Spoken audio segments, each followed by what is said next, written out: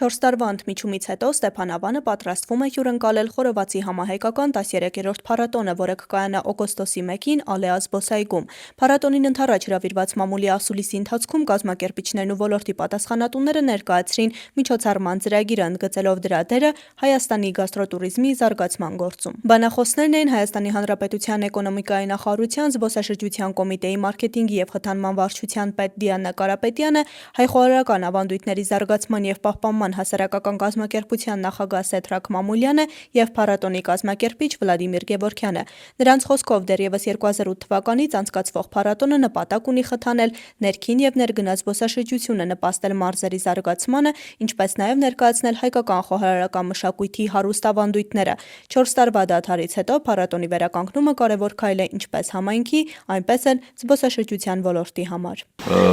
Խորովածի համահայկական փառատոնը իրականացվում 2008 թվականից եւ պետական ծրագիր կար հյուսիսային դարպասներ զբոսաշրջության զարգացման եւ այդ ծրագրի շրջանակներում մենք սկսեցինք Աղթալայում իրականացնել փառատոնը, ուրեմն այս տարի իրականացվելու է օգոստոսի 1-ին Ստեփանավան քաղաքում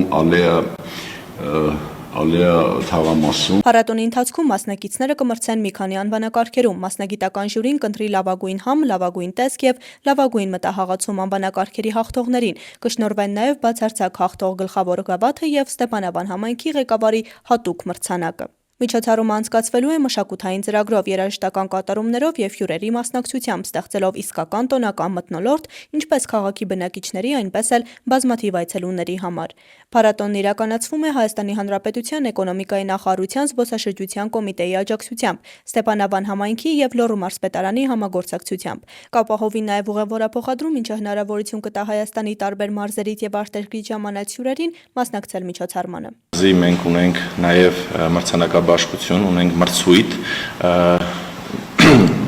սերտիֆիկատված ժյուրիի կողմից, նրանք են գնահատելու, մենք ունենք 3 անվանակարգ՝ լավագույն համ, լավագույն տեսք և լավագույն մտահաղացում, ինչպես նաև 2 գավաթ,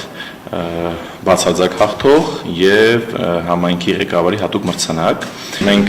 ունենալու ենք Հանրապետության հրապարակից, Երևանի Հանրապետության հրապարակից շարժվող